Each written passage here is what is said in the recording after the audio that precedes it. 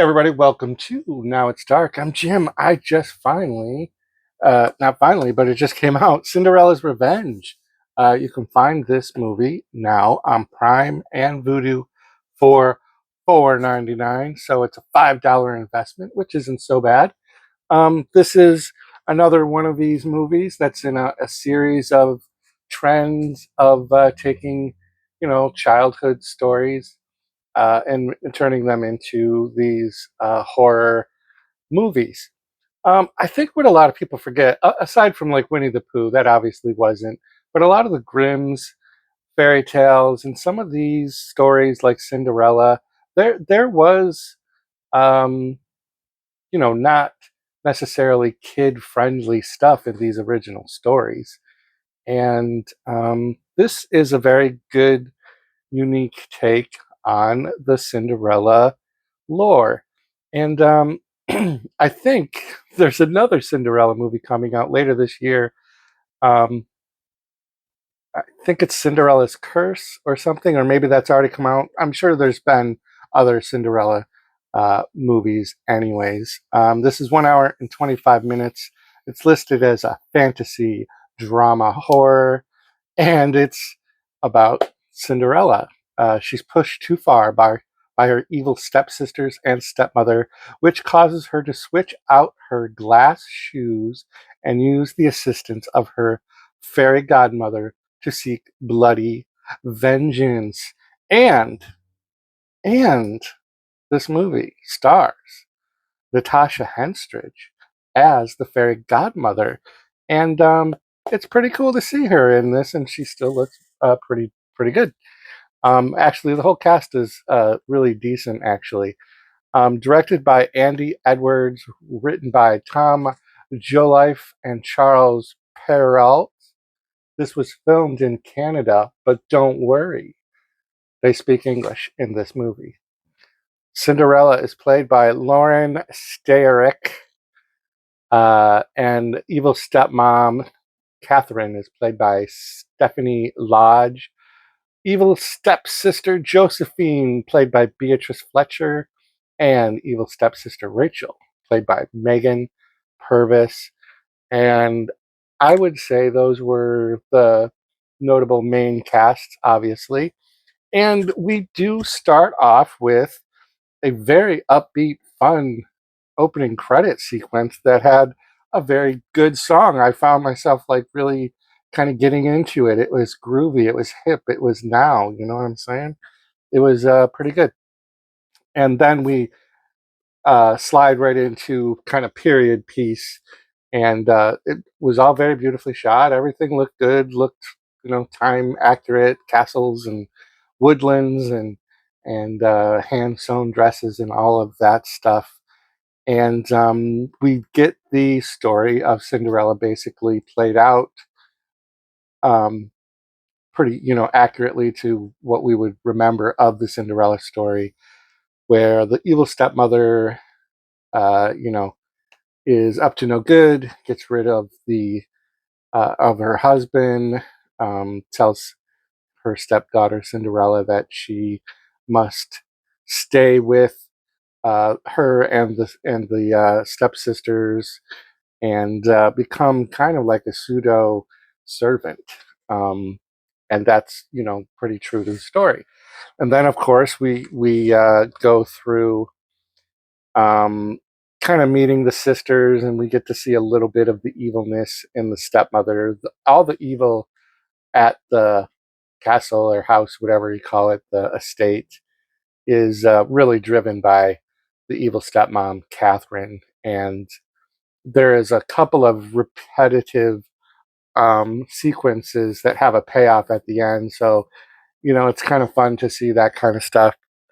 The actress Stephanie Lodge does a fantastic job being an evil stepmother, and I really actually enjoyed the evil sisters, and I actually like the evil sisters in the Disney version as well. So I kind of lean toward the evil stuff, but there's some really fun scenes, some very uh, funny dialogue, and then of course we get the invite from the prince to see his balls, go to the ball. to the one ball. The prince only has one ball. They're all invited to go to it. And so Cinderella asks stepmom, hey, you mind if I tag along? Can I go to this? And stepmom's like, what the F? No, you can't go. And of course, that makes Cinderella pretty upset. She gets to her breaking point. She does a little fairy, a prayer, um, makes a wish, and here comes Fairy Godmother. And we know what happens from there, except this version kind of tweaks it a little bit. So the Fairy Godmother in this, played by Natasha Henstridge, uh, she is multi-dimensional, time traveling. So she's kind of a meta character in that she can speak about current our time things, even though she's talking back then, whatever this is, the 1800s or whatever.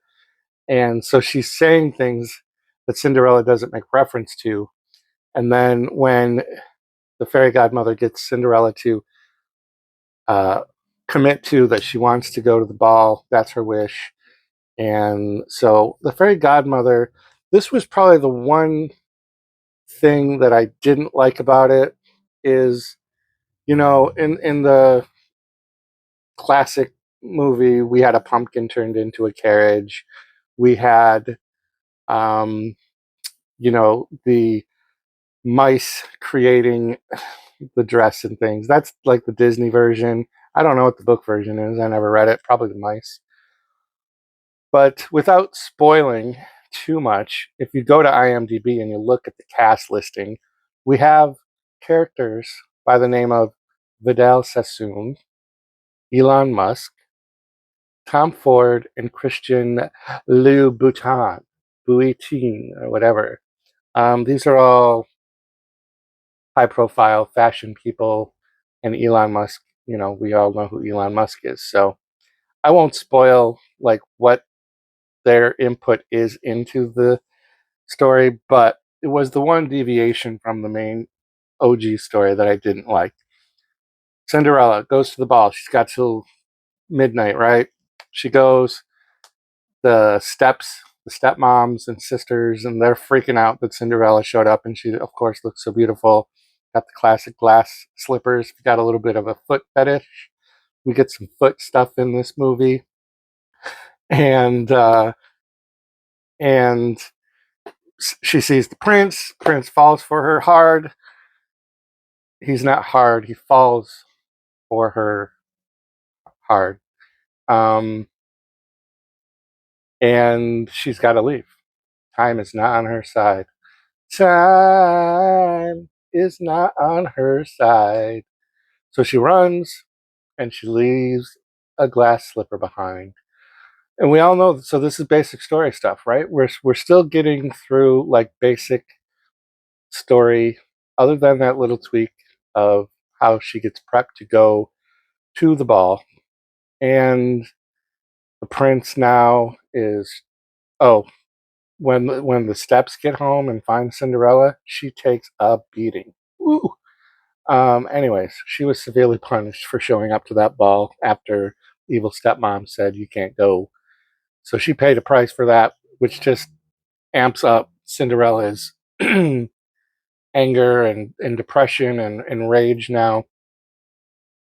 And she's pretty much locked up at this point, and the prince is doing the thing, going around the villages looking for the woman whose foot will fit into the glass slipper. And I was really hoping that a certain scene that I know is from the original story would be in this, and it was. I was very shocked. More feet stuff, maybe not in a positive way, but there's a foot thing that goes on. And so the uh, prince has his guy going around the village. Shoe doesn't fit anyone. Stepmom goes up to Cinderella's room where she's kind of gagged and everything, um, and lets her out of her gag.